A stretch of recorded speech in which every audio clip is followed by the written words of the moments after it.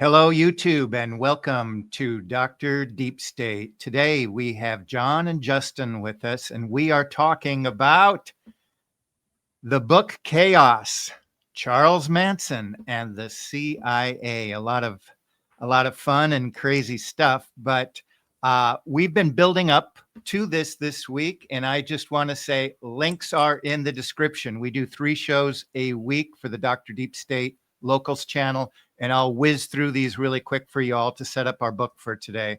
So we are doing this as a Memory Hole Friday book. We do it every week, and we're going to decide. We decided we're going to get out. We already have had a year and a half of saying what the church teaches, and we get a little wackier than that, but we're feeling it's so important to get into these more peripheral things as the world is externalizing the underbelly of the beast. So that's what we're doing here this week. We set this week up again. What are the connections between the Vatican, all of these events and deceptions going on in the world that are forecasted and that have been laid out even this last week? And we've been developing what's the fundamental pathology of this dystopianism. And we looked at 2 sides of the pathology, the 2 dialectical sides of the pathology. On the one side, it's the destroying of the enemy. This is the language we grew up with about population control. It's part of the eugenicist and transhumanist agenda. And it's tied to the dark enlightenment and dark MAGA, especially through Nick Land, Curtis Yarvin, and the idea we have to accelerate the contradictions to pull this system down.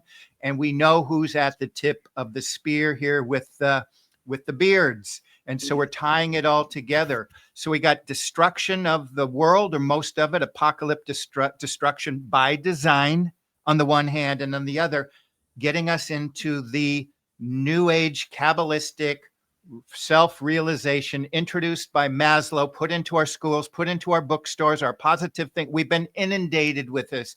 Business management, be all you can be, see it, believe it, grab it, gab it, the whole thing. And it's really preparing us for the light at the end of the tunnel, which is a false light of transhumanism. It is the dark enlightenment. The tech bros are attached to it.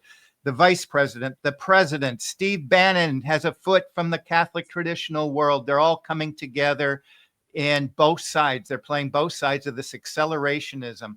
So we also have all of the connections here, from the dark enlightenment to Lovecraft to summoning the old ones. Yes, they are Crowleyites, and they are bringing through their quantum entanglement. This is part of what the tech bros are doing. This is underneath the technological singularity that they're all fans of, the metaverse that they're all fans of. They are bringing this in, and they're telling us under the guise of the golden age, which is just really a recollection of Atlantis, the kingdoms that were, that they're triggering to return. And to some extent, we have to consider that's what the data centers are about, ultimately culminating in Project Bluebeam. I said I'd wait before I ever talked about this stuff, but when the Pentagon is talking about it, it's time to say, how does this mark of the beast stuff come together? We need to know this because they want to get under our skin. This is the long game. They're trying to actually realize the book of the apocalypse. It's an actual plan in place. And the scripture tells us there will be a disease when the man of lawlessness comes. Most people will give themselves over to this lie because they do not love the truth. Hold on to tradition. Hold on to dogma. This week, how does the church play into it? Again, rethinking apparitions and paranormal events. A common prayer. It sounds like summoning. A common prayer to the Holy Spirit, and more dialogue. Getting rid of the raison d'etre of dogma. No more. No, we are not at war. Everybody loves us. Let's talk. And this is taking us from the being in Christ to becoming. And this is the magic pill. This is the dialectic. Population control, Mother Earth on the one side, self-realization. The church is realizing itself through dogma, pushing thinkers, people attached to it, into process theology of becoming. That is Kabbalah at its core, planting these seeds of destruction in our heads. for the Tikkun Olam, new order of things. Through in the Catholic mind, this liberation, breaking the chains of what was, putting people into the mind whammy. And this week, we are going to go from how these projects that are literal projects of chaos, mockingbird, artichoke, how they go from individual experiments to mass ritual and performance within the empire of spectacle. So we went full circle here to Project Chaos. Next week, we're going to be looking at the biggest psyop in the world that gets us from being to becoming, and that is the millennial mind virus. And we are also going to be looking at more MK Ultra, Program to Kill from Dave McGowan.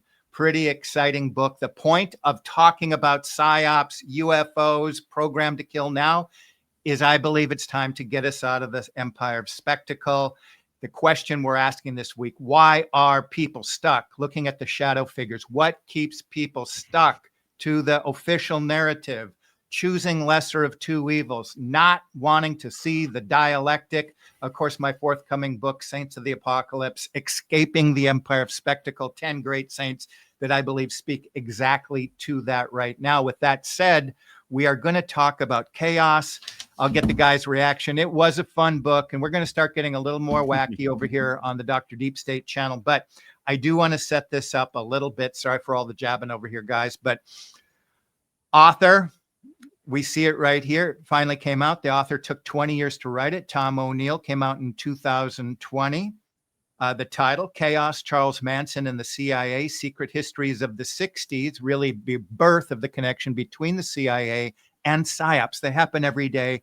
Most people choose not to recognize them, and I think it's to their own peril. This is important.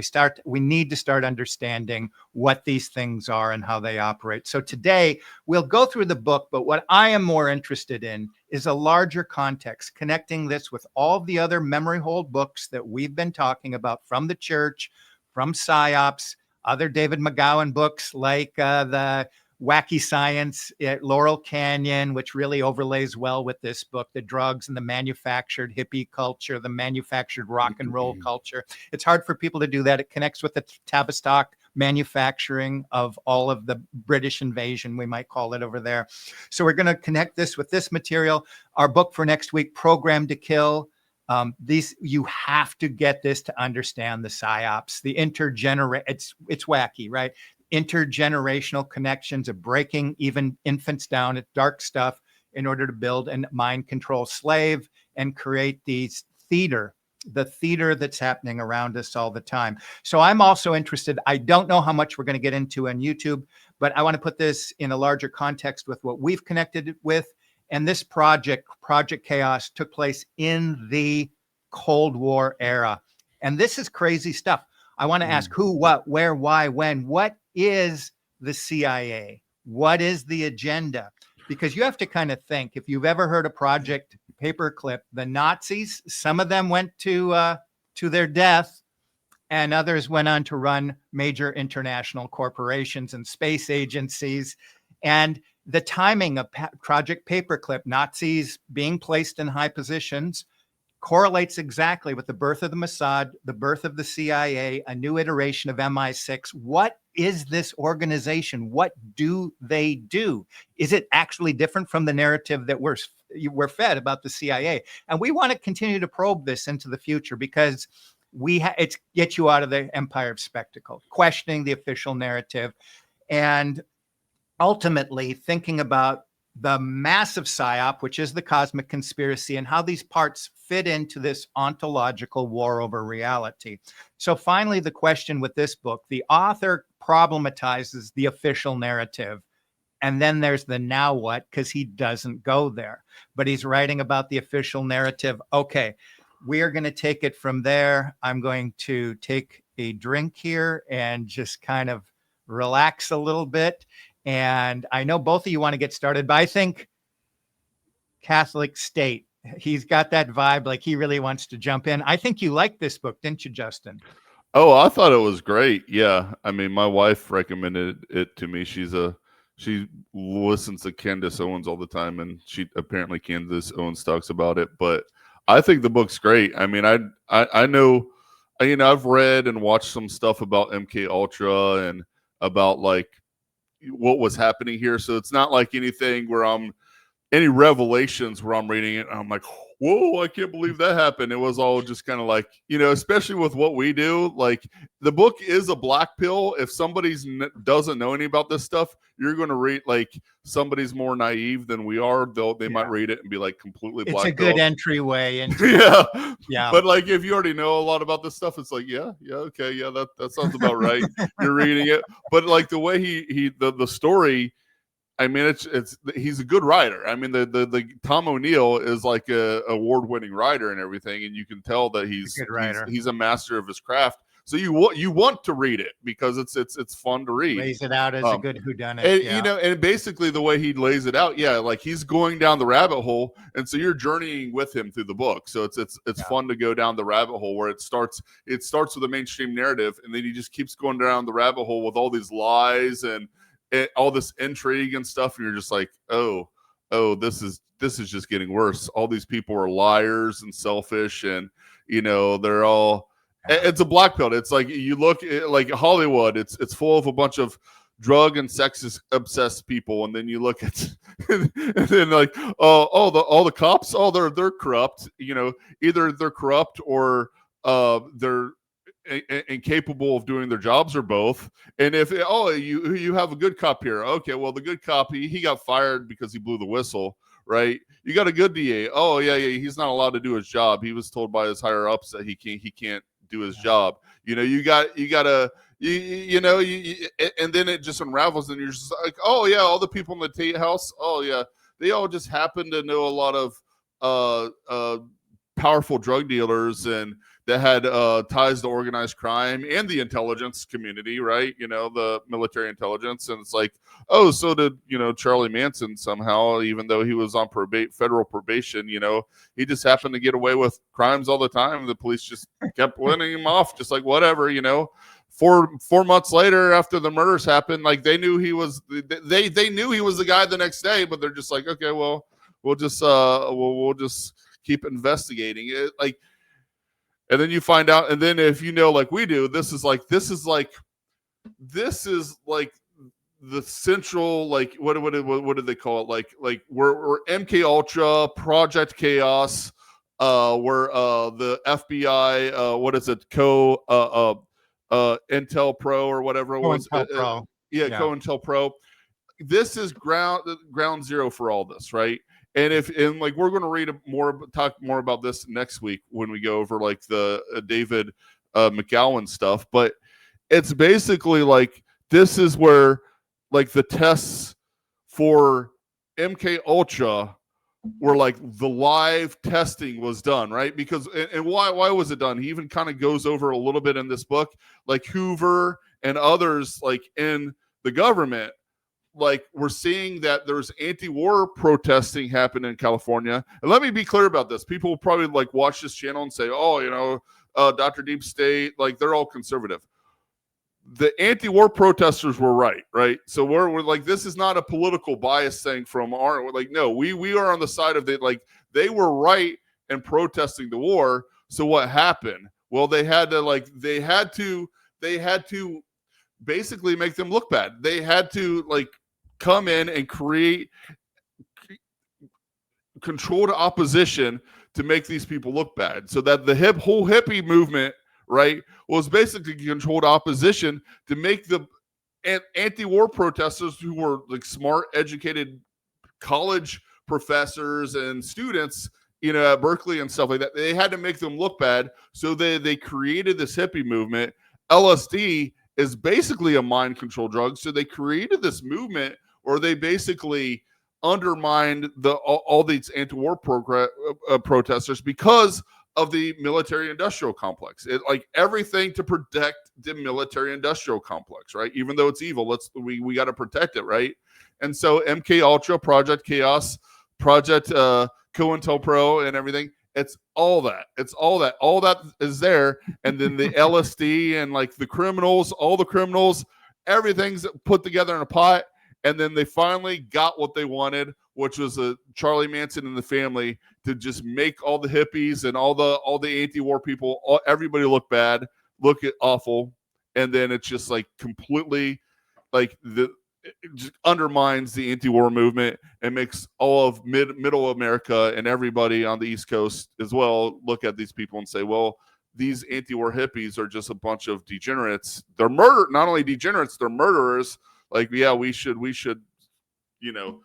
stay away from whatever they're promoting. And this is how they created this narrative that we should actually be pro-war because look at these anti-war degenerates. So yeah, I just ranted a bunch, but essentially that's what happened with all this. Yeah.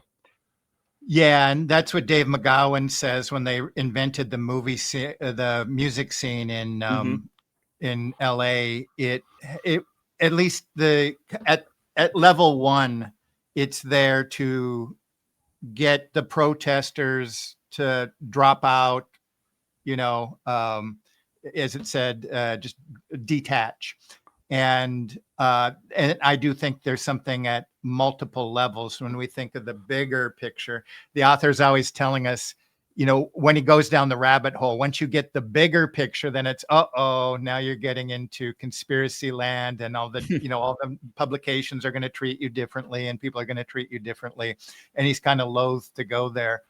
I lived in Cambridge with a house with a lot of wacky bongos and this kind of thing. A lot of anti-war people in there, but I remember it wasn't really my crowd, but they were part of the house. Anyway, one night, these people that followed the Grateful Dead, these guys are banging their bongos and doing this kind of stuff. And I don't know what he's high on. And he's talking about, we're running around the parking lot of the Dead concert and the CIA was following us. And I thought, dude, I think you've dropped too many doses there. And it's not until years later that, I find out, as wacky as it sounds, these long-haired bands, and I think I came up here on YouTube. I think it was just on Locals. I talked about Weird Science at Laurel Canyon a month ago. And sure enough, they're all connected to military-industrial complex. And it's until you see it, like kind of in some kind of official setup, you would just not believe, the Doors, his father's the admiral that started the Tonkin Gulf War in Vietnam, exactly as the dude's growing his hair out, pretending to be it's so fake. And a lot of people don't want to go there for many reasons. They're in love with the popular culture and X, Y, and Z.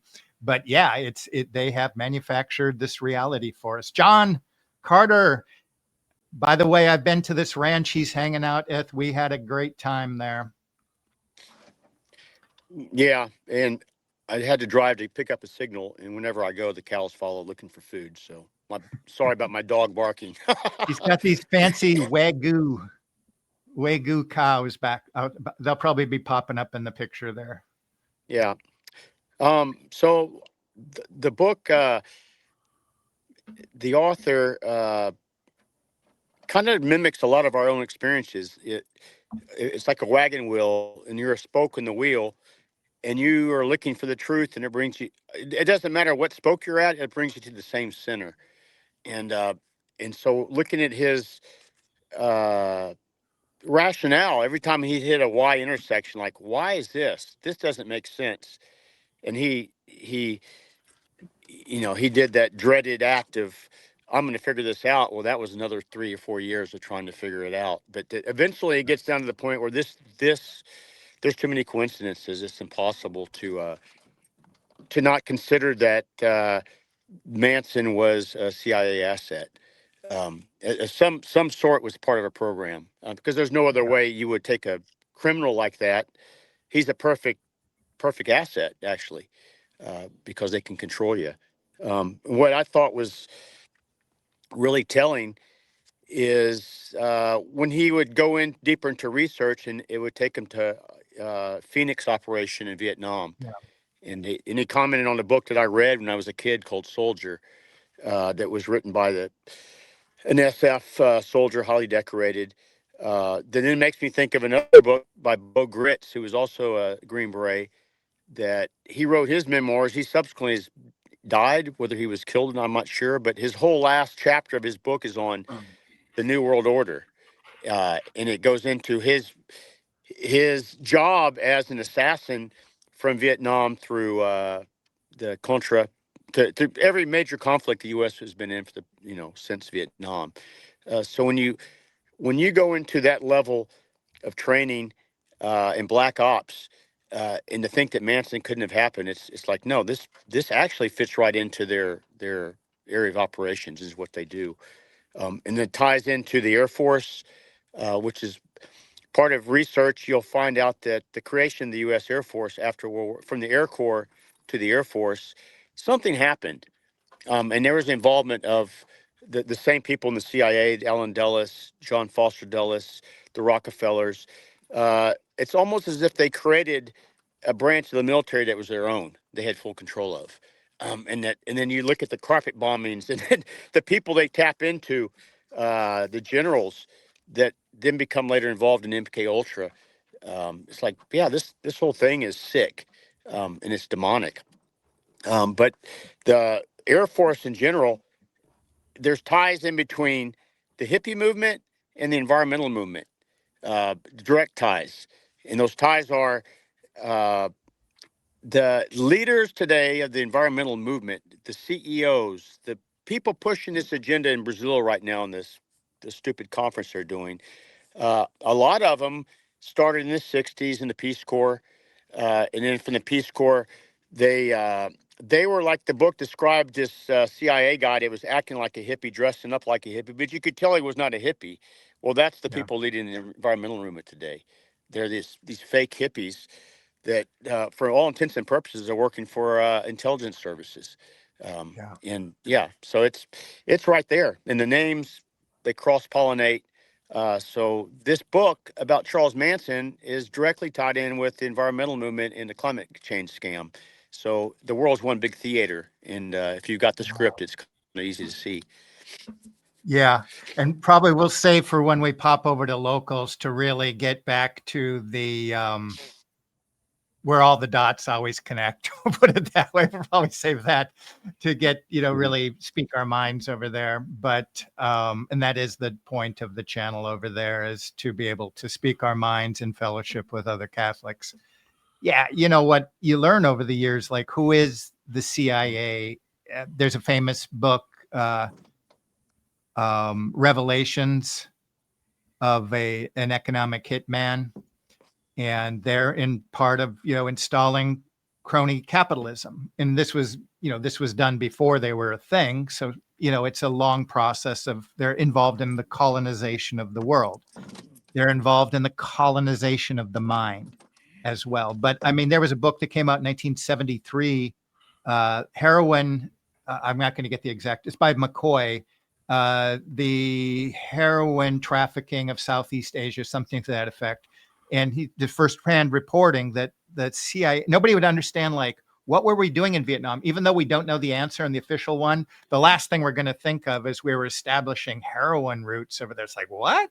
You'd really have to see some first-hand documents to even start to question the official narrative there. It's not about the domino theory, but we see that this is going on, and they safeguarded the traffic out of Afghanistan. And now they seem to be involved in switching it over to Venezuela. And they're involved in the sex trafficking and in either facilitating that or giving cover to sex trafficking. So in one time, they're helping to colonize the world, and then they're involved in Hollywood and drugs and all the experimentation. I showed you the picture of the rats a moment earlier. So what they're doing with rats is how to do that to the human mind. And we go back to population control. This must be destroyed, or at least tranquilized, this part of the masses, in order to build this world of becoming, because God has to be dead in your mind. Christ has to be absent in order for you to now anticipate this new leap of being, which will be the Mashiach. So in the big picture, the owners and controllers of international finance do fund these international organizations, and many people have pulled the strings back there, but we're going to save that for another time. But on the ground in the 1960s, it must have been so revolutionary. If you can think about 1963, Kennedy is shot, most women would leave the house with a hat, high heels, pearls, gloves. Men would wear hats. And then they're pushing this within a few weeks, the British invasion, the long hair, the CIA literally sponsoring the drugs on the street, the Timothy Leary, drop in, drop out, get cool, whatever it is. And it was a revolution and a convulsion to society around the world that we're really still recovering from. The innovation of the pill, most of the Protestant faiths rejecting the idea of ideas about birth control, et cetera, et cetera, et cetera. So much is going on in this one time. And that has a psychological dimension. When you put people in a state of chaos, killing of the king, JFK 1, JFK 2, Martin Luther, Malcolm, killing of the king, interjecting the oligarchs a new message that would be the disco of the 1970s and the punk rock and all this other degenerate stuff for this ultimate agenda of ascension through dissension coming through. And that's, look at Maslow hierarchy of needs. It's all about conquering this to get to this Masonic pseudo self-actualization or pseudo transcendence. And we all have been plugged into it because we all want to get ahead and go ahead, and a liberal economic system, and college is the way to do better than your family. And you're on the rat race, always looking down. The people that didn't go to college are less realized than you are. And you are caught in it. And very rarely can we step back from this thing and say we're operating in a fundamental metaphysical error, which is liberal democracy, that we're told over and over and over and over and over that this is the only choice you have. This is how you must operate. This is lesser of two evils. Keep your mind inside of the dialectic, inside of the cave. And it's not until I think at some point you see, for example, what we're reading next week, Jeffrey Epstein is milquetoast compared to some of these things that have been realized, underground operations, torture, snuff. We don't want to go there. But when you start getting that reality that you're giving your consent over to people that have done unspeakable things, it will help you back out of this kind of stuff a little bit. But I know Justin wants to talk a little bit more. Yeah, I'm gonna go to a little bit different angle. Sure. I'm gonna kind of bring this kind of to what we usually talk about, but don't worry, this is going to be YouTube friendly. Don't worry. Okay. But okay, so everybody that watches this channel knows we usually talk about the Jays. And here's the thing, like with this book, like a big theme of this book is what is it? Controlled opposition, right? So going back to even what I was saying before, like, during this early 60s, people were, educated, people like that were smart and not degenerate were concerned about these wars, these bankers wars, right? Vietnam, Korea, other wars like that. Like, why are we fighting these wars? We don't need to send our boys overseas. It doesn't make sense. So, right. Nobody's and they should, anymore. they should be like that. And then all of a sudden, this hippie movement is created with all these drugged out, degenerate, sex obsessed, drug obsessed hippies. And then towards the end of the 60s, at the end of the 60s, you got the Manson family, and that was kind of just like destroyed it all, right? Like, it put a stop to it, and everybody's just like, okay, I don't even want to hear about these anti-war degenerates from these people anymore because of this. Right now, when you read this book and when you read other books we're going to be reading the next couple of weeks, you're going to understand this is all controlled opposition.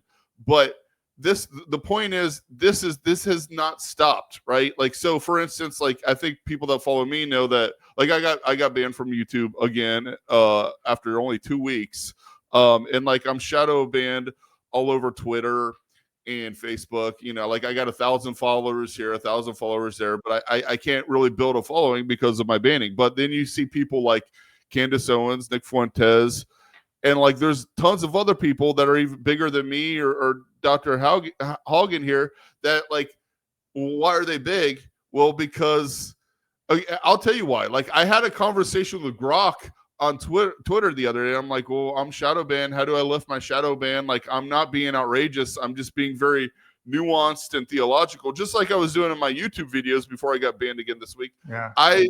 I'm being very nuanced and theological. There's nothing, no hatred, just very like, this is what the Catholic Church teaches. Like there's a line, same thing with Dr.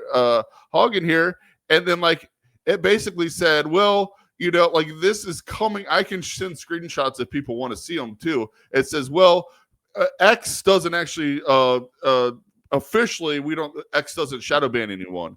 That being said, yes, you've been deboosted because of your stuff. And it goes, it's like blah, blah, blah, blah, blah. And it says, but on the other hand, you might be aware that there are people that talk about the Jays that are not deboosted. And it says, well, the reason is because they basically say inflammatory, outrageous things that cause a lot of sensationalism, that cause a lot of reactions. And because of that, because they're posting these things, they are actually boosted, right? So that the algorithm, it is telling me, this is the AI from X, from Twitter, telling me that the algorithm actually boosts inflammatory and just outright lies that are hateful, right? Because it wants to keep people in that dialectic. It wants to keep people into the spectacle, right?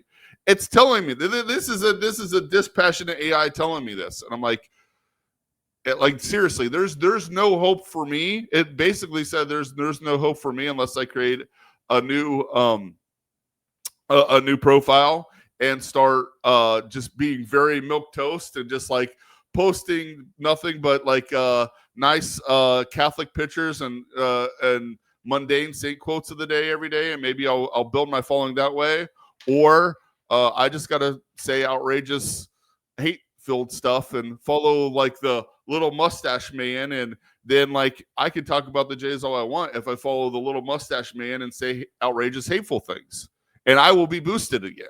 It's telling me this. Like they want to feed the spectacle. So when you see these people, these influencers talking like, or that are all pro little mustache man talking about the Jays in non-nuanced ways, like we're talking about them in nuanced ways, but they're not being nuanced. They're not speaking the truth. They're just spreading hateful, inflammatory things.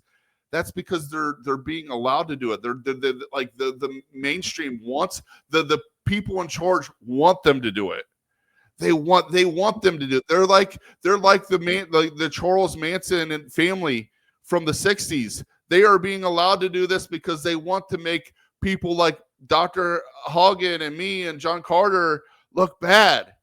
And you guys need to realize that is part of the spectacle. And that's why, Dr. Haugen's got like a 10,000 followers on YouTube, because I guarantee you he's shadow banned and deboosted. But and like Candace Owens, Nick Fuentes, they got millions.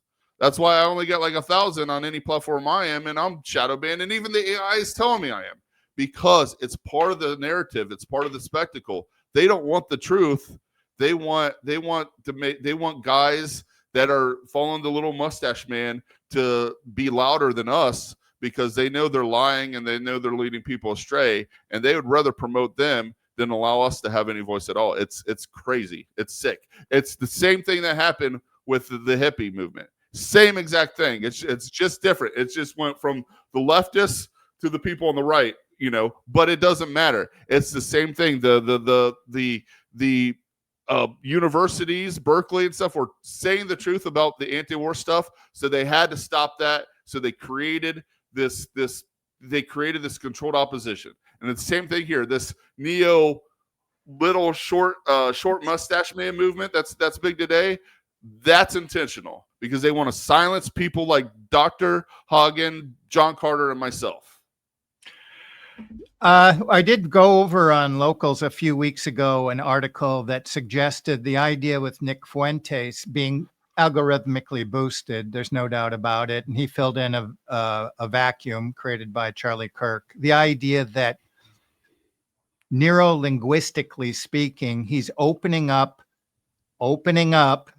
a space for disgruntled young people to want a leap of being, not the leap of being in Christ. This is very subtle neuro-linguistically, but an Ubermensch, to get into that kind of thinking, some big figure that can save you. So he was in the dialectic, pulled out at the last minute before November. No, I don't support life. Took the crowd there. Don't know if this is conscious or not. Took the crowd there to Trump. Now I'm against it, creating this vacuum. But the type of thinking he's creating is getting us and wanting to. This is the source of all revolutions. This is the pathology of dystopianism. It's alienation and heresy. So he wants the millennial bug to hit you. So you're going to realize in your time, you're going to participate with a large figure. So he's, in a sense, preparing you for a Mashiach, a savior of man. And whether that's conscious or not, I do think that's going on. But just what we do over here is speak in love. What do I mean? Love is not an emotion. Love is wishing and willing the good of the other. We do not turn away from these people in an abstract, blurred out, pseudo crypto double covenant thing that's part of the Vatican II project, that's part of the Millennial Project. There is no double kingdom. Christ alone is the way, the truth, and the life. And you're wishing, if you don't speak to it, or people maybe do or maybe don't, it's confusing. I don't want to talk about it. We want the good of the Jays and everybody else. We want them to find Christ through our Blessed Mother and live in eternity. We do not wish them to go to hell. And we think speaking about them bluntly and plainly as the saints of the apocalypse did. That's the formula we're using. You're going to hell. You're attached to something very dark, the SOS. And so we speak about it that way, in love. And frankly, I pray each day for their eternal salvation through their conversion, through our Blessed Mother. So I know the other guys, we talk about this all the time in local, so that's where they're coming from. So this is a project built in love. And I'm sorry to hear that, Justin. I didn't realize that happened so soon when you're trying to be so careful. That's such a bummer. I do value this because this is how I get this is how I am able to speak more freely on locals, is being able to touch base with you all here on YouTube. John Carter, we've left you in the wings for a long time. What you're saying is so true. Again, John put together the whole Tikkun alone thing going on in the world, connecting the events in the Amazon with America and the whole colonial project that's going on. And this is just one piece of really anesthetizing the youth and redirecting their energies from being incorporated into Christ into some wish, the desire to fulfill something in their own life, in their own way, getting them on it. Because sometimes the walk in faith is a slog. It's slow. It's submitting yourself to the responsibilities of family, community. It's spreading the gospel. And a lot of this stuff can be dry, arid. It's a slog. And the spectacle says, hey, get involved with all of this, because we can either amuse you or pull you in to this realization of this slow burning revolution. And I think that is where Tucker and Carl and Candace, whether knowing or unknowing, are taking them, although they are externalizing a lot of important, information. So I'm not going to completely dismiss them, but I do tell people over on locals, we have to be very wary. There's a lot of red flags around all of them, and they are not hitting some essential features of this cosmic conspiracy. But we're only going to be here so much longer because we really saved ourselves for our locals community. But John Carter, he's looking into the sunset there at the ranch, seeing some Wagyu meat on the horizon. I'm actually watching some wild hogs and deer go by. I'm holding my dog. The price of a piece of steak right now is off the chain. Wow. Yeah, well, that margin didn't stay at the rancher, unfortunately. Yeah. I think one thing that struck out to me about the book, Justin touched on the main key points, but the hippie movement was created. It was a Gnostic movement, and at its core, it was Gnostic, where a religion without a religion. Yep, absolutely. Yeah. Everything's God, pantheism. God is good and evil. It's a good God and a bad God. Exactly. Yeah. And Manson, think about it. Manson said, "I'm both good and evil." You can tell he's programmed to say all this mumbo jumbo. Yes.